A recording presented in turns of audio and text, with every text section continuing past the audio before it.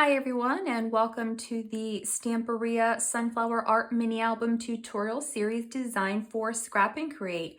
This is the album that we will be making in this full video tutorial series. It is a little bit different than previous albums that I have made. It's similar to a folio style really than an album because it doesn't have traditional pages. It completely folds out. So I hope you will enjoy this tutorial. It has a complete supply list. You can find it in the description box below.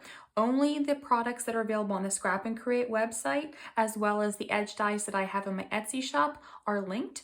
Any of the other products you can find in your local craft stores or in your stash.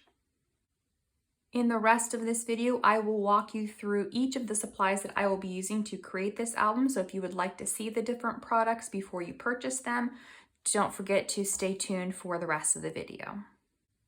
First, we're going to go through all of the supplies that are available on the Scrap and Create website. So we're going to use the 12 by 12 sunflower art papers, and we're going to use the 8 by 8 sunflower art paper. So these are identical, just smaller size and larger size. Then I have two rice papers. I've got the one with the red truck on it, and I've got the one that looks like a quilt. So I'm calling this one the quilted one. This one will be the red truck one.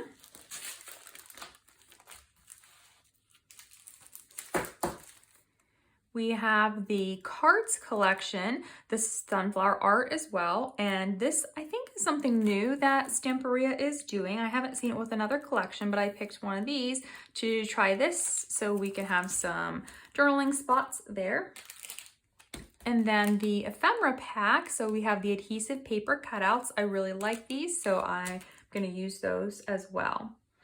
Now, when you purchase the collection like this, you will get a little baggie filled with charms to match. So I will be using some of these throughout the album as well.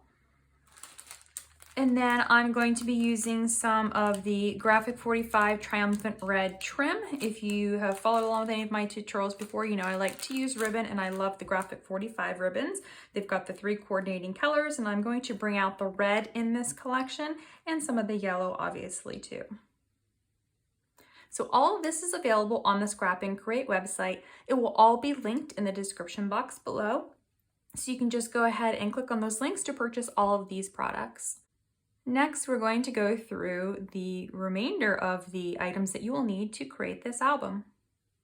This album does not have traditional pages, so I'm going to be making my pages actually out of chipboard. So I've got 5 pieces of chipboard. I used 8.5 by 11 sheets, so we are going to be using those.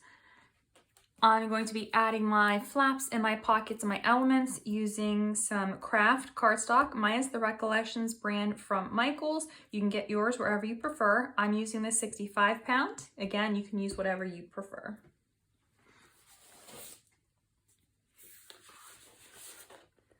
Since the Stamperia sunflower art papers don't have background sheets, I'm going to incorporate just some plain cardstock to break up some of those patterns. I have some basil cardstock here. It is slightly textured. I've just picked 2 different colors from my stash that match. So if you're trying to find some sheets, I've only got 4 sheets of the yellow and 4 sheets of the red, so you won't need a lot of it. This one is actually called Sunflower, so the yellow one is Sunflower, and then the red one is called Red Bud. I don't know if these are still available in these exact same colors because these are old, but you can find something in your stash that is suitable that will match your papers. I am going to be using these border dies in my album. I'm going to be using this one here that's kind of spiky. It will look like a sunflower, like the edge of the petals, whenever we complete the album. And then I'll be using this one on the edge here for my decorative piece for all of my papers so that we see this nice decorative edge and then the papers after that. This is available for purchase in my Etsy shop if you are interested in these dies. But if you have a set of border dies that you want to use, you can go ahead and use those too. These are 6-inch border dies. As for the basic tools that you will need to create the project, first you will need a scoring board and a scoring tool. We won't be using this quite as much in this album as we do with the other ones we normally make, but we will still be using one. You will need a paper trimmer, a ruler,